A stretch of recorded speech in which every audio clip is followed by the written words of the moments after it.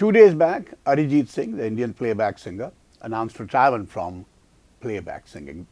This is huge. یہ بہت بڑی خبر ہے. اریجیت سنگھ انڈیا کے ان پلے بیک سنگرز ہیں. پلے بیک سنگر سے مراد جو فلموں کے لیے گانے گاتے ہیں, ان پلے بیک سنگرز میں ہیں جو پچھلی 2 دہائیوں میں, لاسٹ 2 decades, بہت مقبول ہوئے. اور میرے نزدیک آئی تھنک جتنی مقبولیت, جتنی پاپولیرٹی, جتنی محبت اریجیت سنگھ کو ملی, کسی اور کے حصے میں نہیں آئی ہے پچھلی 15-20 برس میں.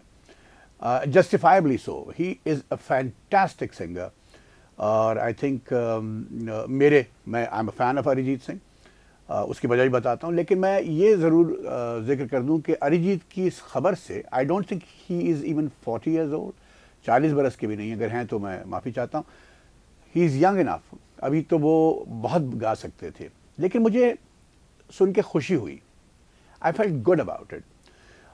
مجھے نہیں معلوم اریجیت کے ریزنز کیا ہیں. میں نے سنا یہ ہے کہ انہوں نے یہ کہا کہ وہ موسیقی سے جڑے رہیں گے, منسلک رہیں گے, کلاسیکل سنگنگ کی طرف ان کا رجحان ہے, جو کہ ہونا بھی چاہیے, لیکن پلے بیک سنگنگ سے انہوں نے کنارہ کشی اختیار کر لیا. مجھے یہ کیوں خوشی ہوئی؟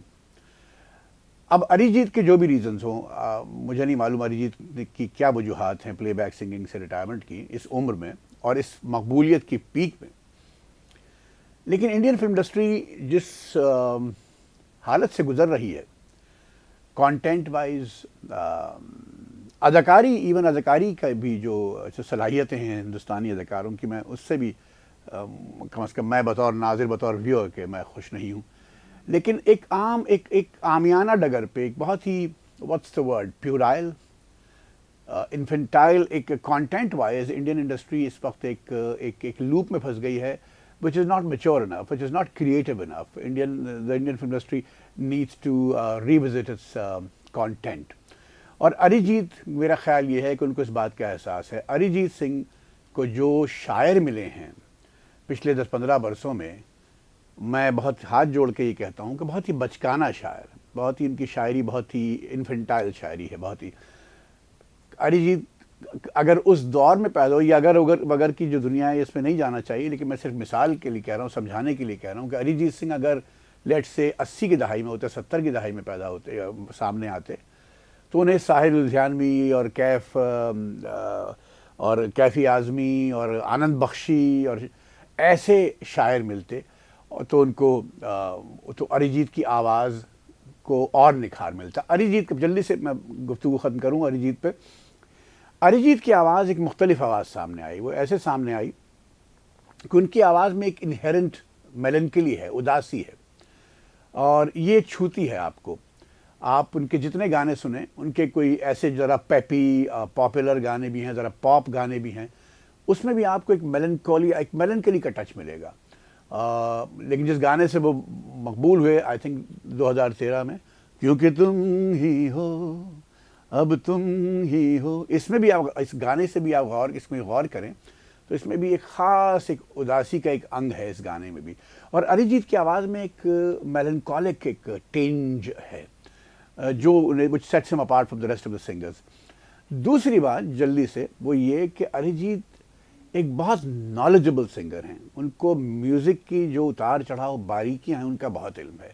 آپ ان کے کانسرٹس اگر سنیں اریجیت کے, تو ان میں وہ کانسرٹس میں وہ عاطف اسلم کو بھی گائیں گے, کشور کمار کو بھی گائیں گے, اور مہدی حسن خان بھی صاحب کو بھی گا لیں گے. یہ ایک رینج ہے اریجیت. اریجیت ایک بہت جانکار آدمی ہے. ان کو گلوکاروں کے لیے دیکھیے سر پہ پکڑ بہت ضروری ہے, ریاض اتنا ہو کہ سر ہاتھ سے نہ جائے. دوسرے الفاظ کی سمجھ, الفاظ, اور یہ جو آج کے گلوکار ہندوستان میں, ان کو الفاظ جنہیں وہ ہم شبد بھی کہہ سکتے ہیں, شبدوں کی سمجھ نہیں, نہ ان کو یہ نہیں معلوم کہ قیامت ہے, لفظ قیامت نہیں ہے. تو اگر کشور گا رہے ہیں کہ میرے محبوب قیامت ہوگی, آج کا گلوکار قیامت گائے گا, سوائے شریا گھوشال کے. شریا گھوشال کو تلفظ پہ ذرا سا عبور ہے, ورنہ جو آج کا گلوکار ہے. اریجیت کے ساتھ بھی یہ مسئلہ رہا ہے, شاعر ان کو اچھے نہیں ملے.